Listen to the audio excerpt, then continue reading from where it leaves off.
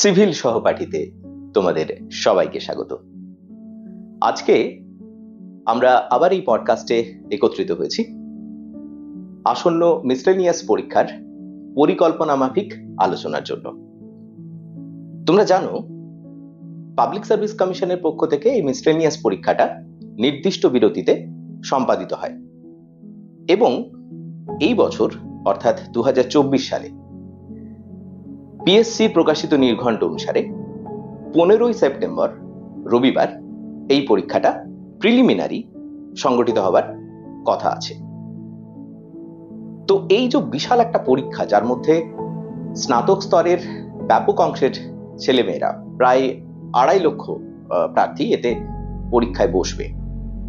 তোমরা যারা এই পরীক্ষাটাতে অংশগ্রহণ করছো তাদের কিছুটা সুবিধার জন্য আজকে আমরা এই পরিকল্পনা মাফিক আলোচনাতে কিছু বিষয় নিয়ম নির্দিষ্টভাবে আলোচনা করব।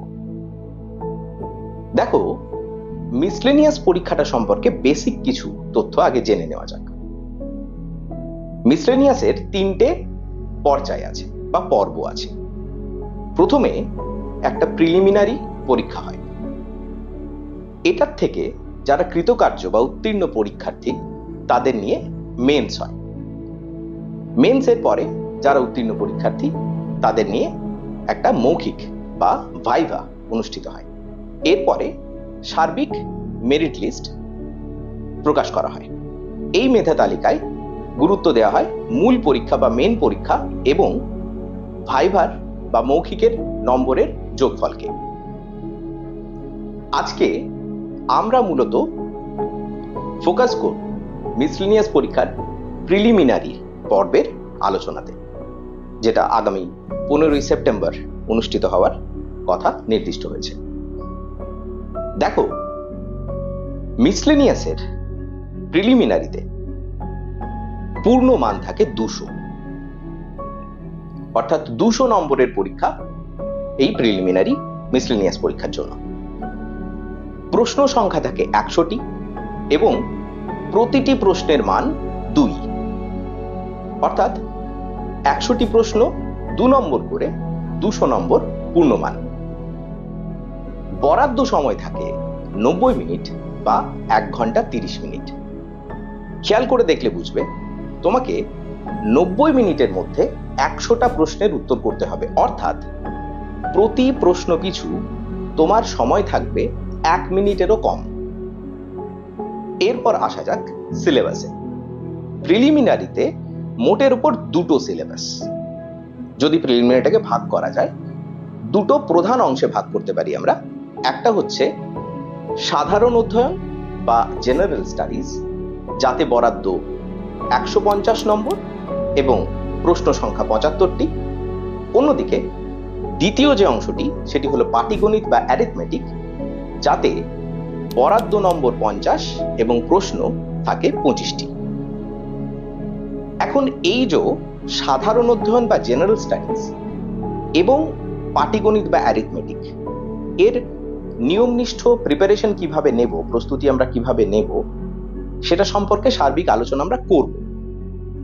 কিন্তু তার আগে আমরা এই দুটোর, অর্থাৎ জেনারেল স্টাডিজ এবং অ্যারিথমেটিকের সিলেবাসটা কি, পরীক্ষাতে কোন কোন অংশ থেকে প্রশ্ন আসে, সেটা কিন্তু আমাদের দেখে নিতে হবে। দেখো, স্নাতক স্তরে রাজ্যের সর্বোচ্চ পরীক্ষা হলো ওয়েস্ট বেঙ্গল সিভিল সার্ভিস বা WBCS। কিন্তু WBCS এর সঙ্গে মিসলেনিয়াস পরীক্ষার একটা সাধারণ পার্থক্য হলো যে প্রাথমিক পর্বে, অর্থাৎ প্রিলিমিনারি পর্যায়ে এই পরীক্ষাতে, অর্থাৎ মিসলেনিয়াস পরীক্ষাতে কিন্তু WBCS এর মতো ইংরেজিটা থাকে না। তো ইংরেজি নিয়ে তোমাদের এখানে চিন্তা করতে হচ্ছে না। বিশেষ করে যারা একটু ইংরেজিতে দুর্বল, একটু চিন্তা করো যে ইংরেজিটা কি করে সামলে উঠবো, তাদের জন্য আপাতত এই চিন্তাটা নেই। এবং এই অংশে আমরা দেখতে পাই যে জেনারেল স্টাডিজের উপর বেশি জোর দেওয়া হয়েছে, বেশি গুরুত্ব আরোপ করা হয়েছে। প্রিলিমিনারির মতোই আমরা মিসলেনিয়াস প্রিলিমিনারি এবং WBCS প্রিলিমিনারি দুটোতেই দেখছি জেনারেল স্টাডিজের একটা কিন্তু গুরুত্ব রয়েছে। এখন এই সাধারণ অধ্যয়ন বা জেনারেল স্টাডিজের মধ্যে কোন কোন জিনিসগুলো আমাদের দেখতে হবে আমরা একটু পর্যায়ক্রমে দেখে নেব। অর্থাৎ সাধারণ অধ্যয়ন বা জেনারেল স্টাডিজের যে 150 নম্বরের প্রশ্ন আসে 75টি, সেখানে কোন কোন বিষয়গুলো আমাদের পড়াশোনার মধ্যে বা প্রস্তুতির মধ্যে খুব গুরুত্ব দিয়ে দেখতে হবে। প্রথমেই বলে রাখি, জেনারেল স্টাডিজের প্রস্তুতির জন্য 7টা প্রধান বিন্দুতে বা 7টা প্রধান পয়েন্টে তোমাদের প্রিপারেশনটাকে কনসলিডেট করতে হবে, একত্রিত করতে হবে। প্রথম যেটা, সেটা হচ্ছে ভারতের ইতিহাস এবং স্বাধীনতা সংগ্রাম। দ্বিতীয়, ভারত ও পশ্চিমবঙ্গের ভূগোল। তৃতীয়, ভারতের সংবিধান। চতুর্থ, ভারতের অর্থনীতি। পঞ্চম, সাধারণ বিজ্ঞান। ষষ্ঠ, সাধারণ জ্ঞান। এবং সপ্তম, সাম্প্রতিক ঘটনাবলী। দেখো, এই পর্যায়ে এসে আমরা যে 7টা প্রধান সিলেবাস পেলাম, চ্যাপ্টার পেলাম বা সাবজেক্ট পেলাম বলা চলে, এই 7টা চ্যাপ্টারের মধ্যে বা 7টা মেন পয়েন্টের মধ্যে আমাদের কিন্তু সমগুরুত্ব দিতে হবে। আমরা কখনো বলতে পারবো না যে WBCS এর ক্ষেত্রে যেরকম হয়ে থাকে ইতিহাসে একটু বেশি জোর দিতে হয়, কিছু ক্ষেত্রে আমাদের জিআই এর উপর জোর দিতে হয়, কিছু ক্ষেত্রে আমাদের ইংরেজির উপর জোর দিতে হয়, সেরকম ব্যাপারটা এখানে কিন্তু নয়। অর্থাৎ এখানে সমগুরুত্ব সম্পন্ন সমস্ত পরীক্ষার মানে এই মিসলেনিয়াস পরীক্ষার প্রশ্নগুলো কিন্তু থাকে। সেই অর্থে আমরা যদি সিলেবাসের প্রথম থেকে একটু দেখি আলোচনাগুলো, আমরা বুঝতে পারবো যে কোন কোন জিনিসগুলোকে কিভাবে প্রিপারেশনটা নিতে হবে।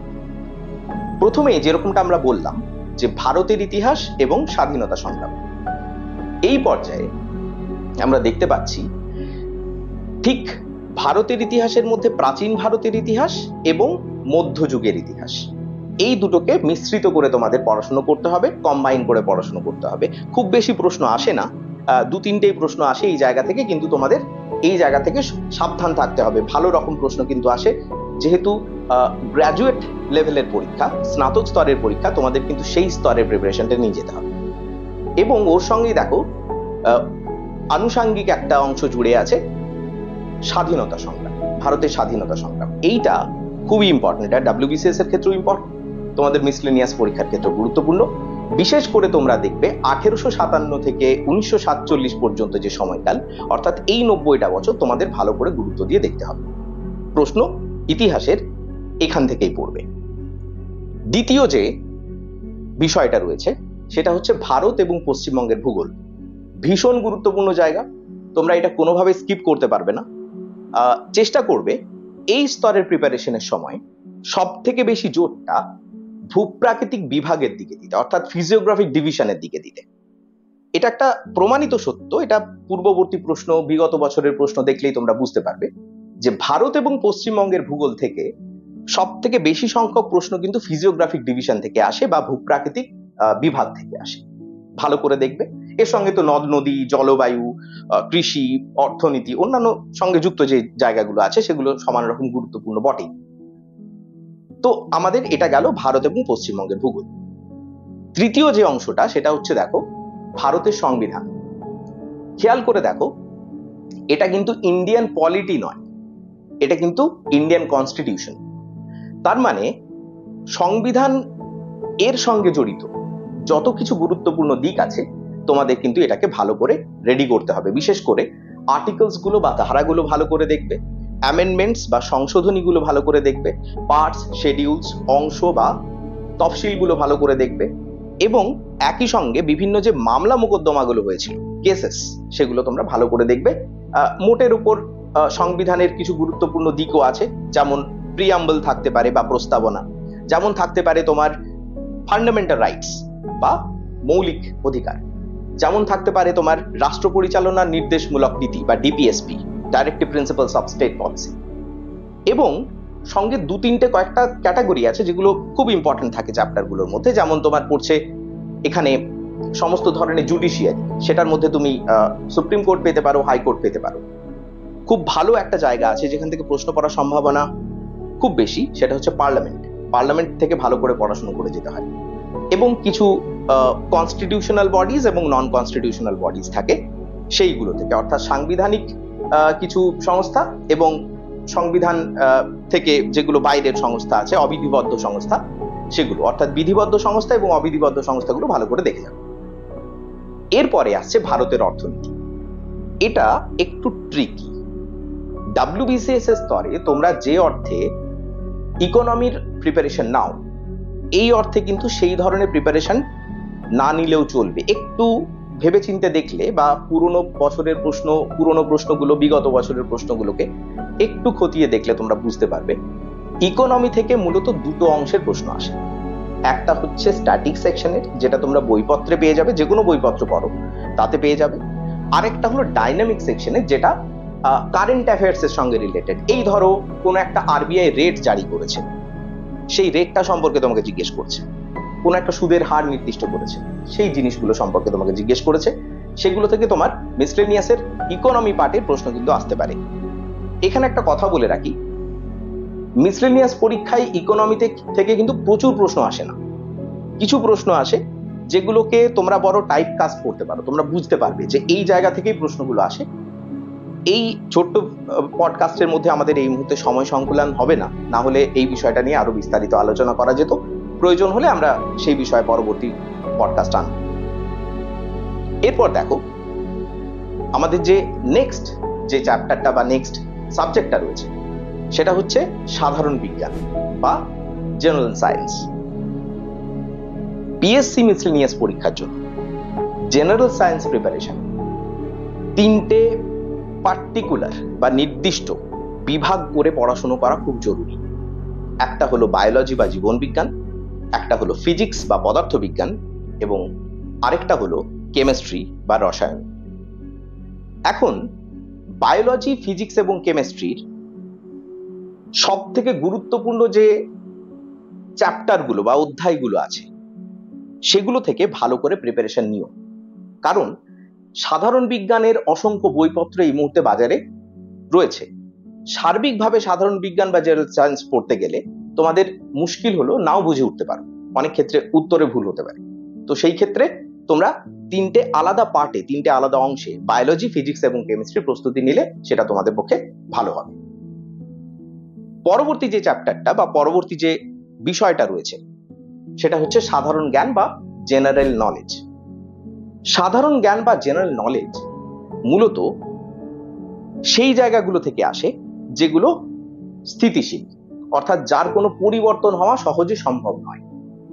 যেমন কোন নদীর তীরে কোন শহর আছে, কোন জায়গাটাকে কি নামে ডাকা হয়, উপনাম কি, এই ধরনের জিনিসগুলো এই প্রশ্নে কিন্তু আসতে পারে।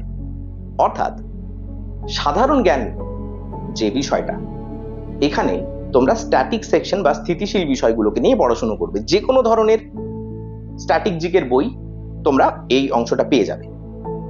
এখানে একটা বিধিসম্মত সতর্কীকরণ আমি দিতে চাইছি, সেটা হলো যখন তোমরা জিকের প্রিপারেশন নেবে, কালচারাল সেক্টরটা বা সাংস্কৃতিক দিকটা, যেখান থেকে শিল্প, সাহিত্য, নাটক, চিত্রকলা, সিনেমা, এই জায়গাগুলো থেকে যে প্রশ্নগুলো আসে, সেগুলোর জন্য কিন্তু বিশেষ প্রিপারেশন বা প্রস্তুতি নিয়ে যেও।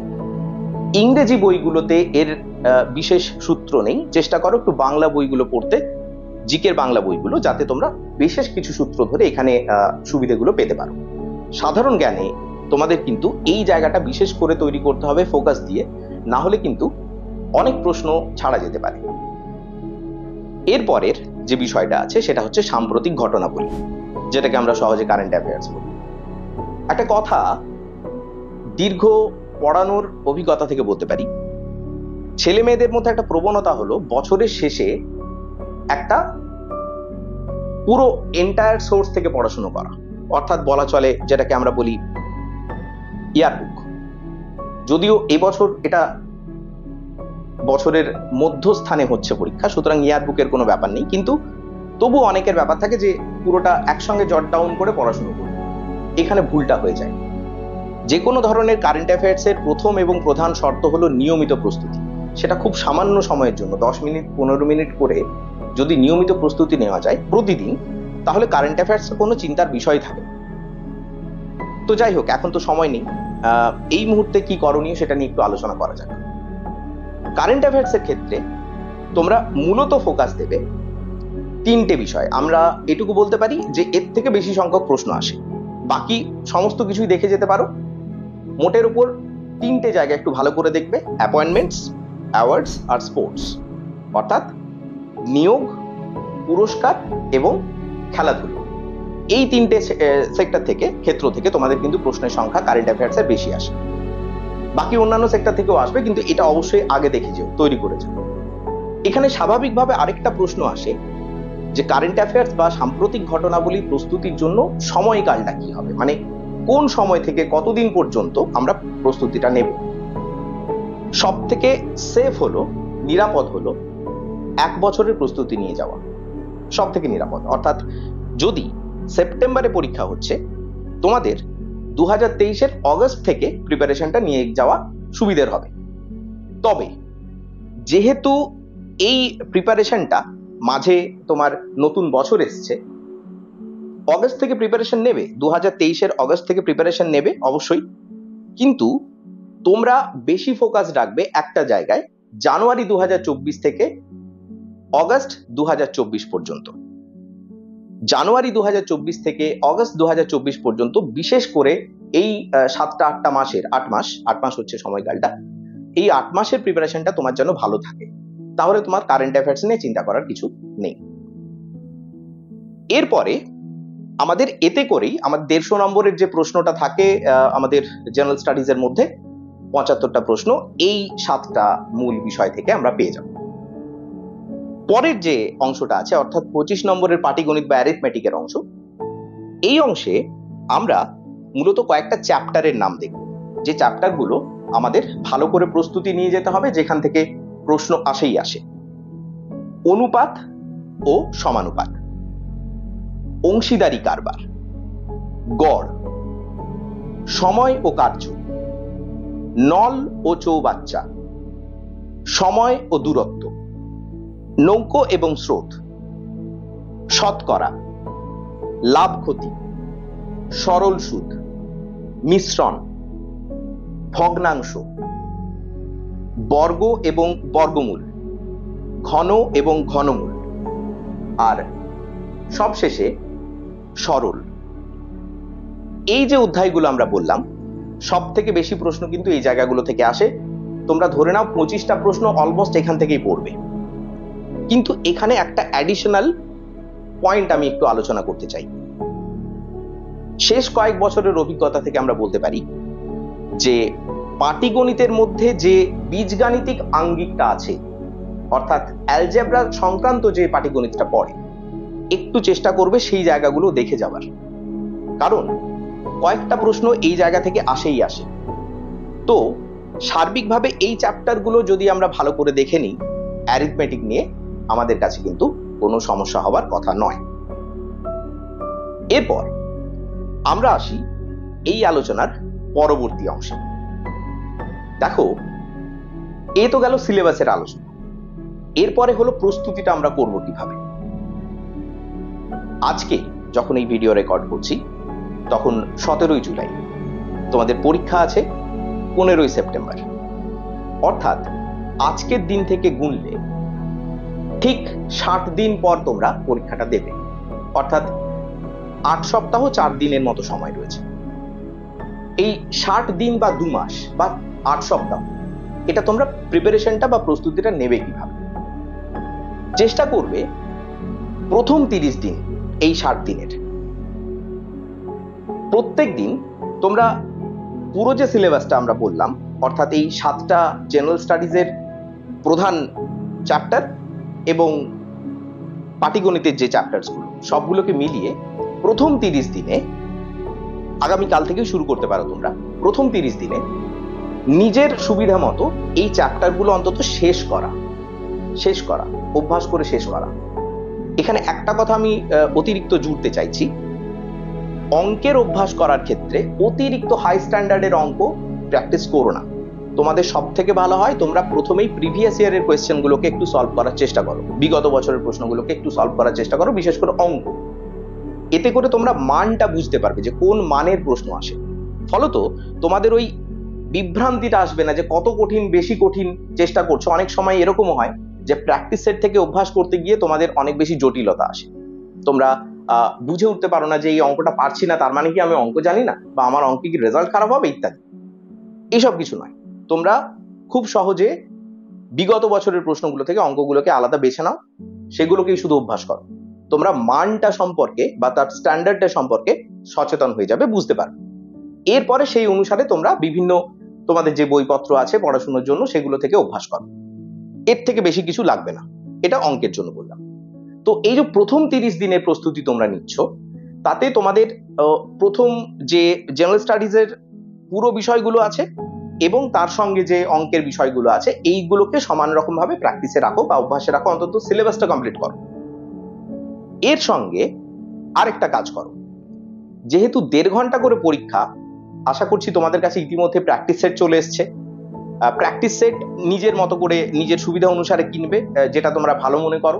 আমাদের তরফ থেকে কোনো রকমের রেকমেন্ডেশন থাকছে না। বাজার চলতি বইপত্র, কিছু বই যেগুলো অন্তত মান ভালো, সেগুলোকে একটু তোমরা বাঁচতে পারো। সেই অনুসারে 2টো প্র্যাকটিস সেট তোমরা ম্যাক্সিমাম নিতে পারো, এবং প্রতিদিন সকালে এবং বিকেলে বা সন্ধ্যের টাইমে 2টো করে প্র্যাকটিস সেট, সকালে একটা প্র্যাকটিস সেটের একটা পেপার, সন্ধ্যেতে একটা পেপার, এমনি করে 2টো পেপার করবে। 30 দিনে তোমরা দেখবে 60টা পেপার তোমাদের সলভ হচ্ছে। যে প্রশ্নগুলো তোমরা এই পেপারগুলোর পারলে না বা আটকে গেল, সেগুলোকে আলাদা তুলে রাখো, প্রশ্নকে মার্ক করে রেখো না, প্রশ্নটাকে টুকে রাখো। এবং তোমাদের একই সঙ্গে সিলেবাসের কমপ্লিশনটা চলুক, সিলেবাসের প্রস্তুতি চলুক।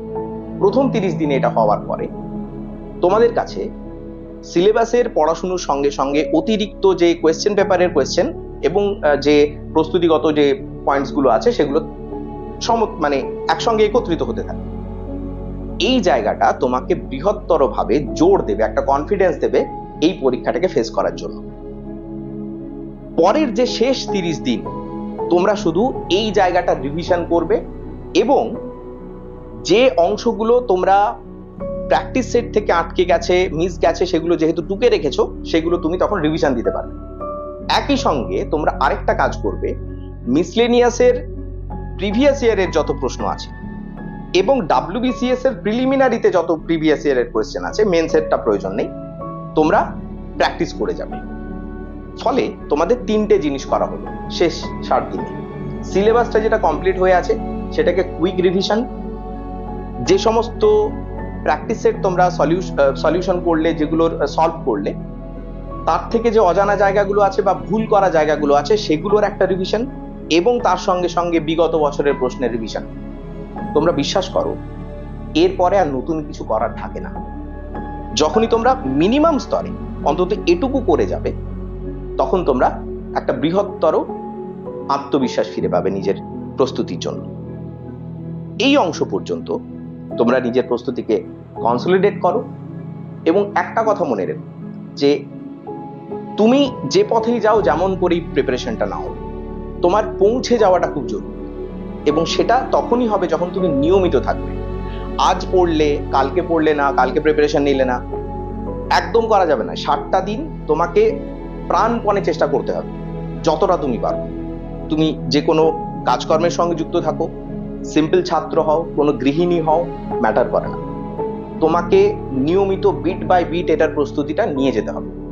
যখনই তুমি এটা করবে, তখন তুমি দেখবে এই জিনিসটা তুমি পেরে যাচ্ছ।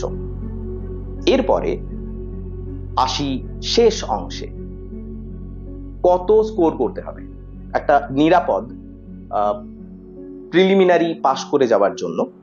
কত স্কোর করতে হবে?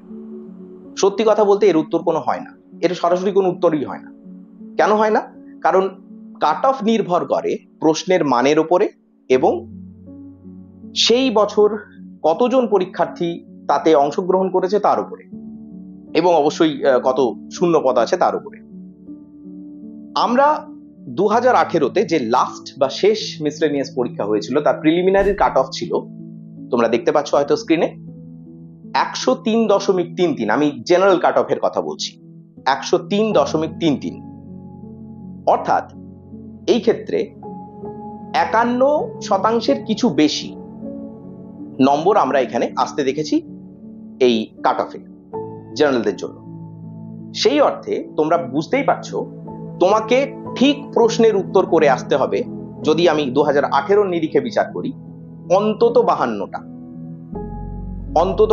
অর্থাৎ 52 দুগুণে 104 হয়, তুমি কাট অফ পেরিয়ে যেতে।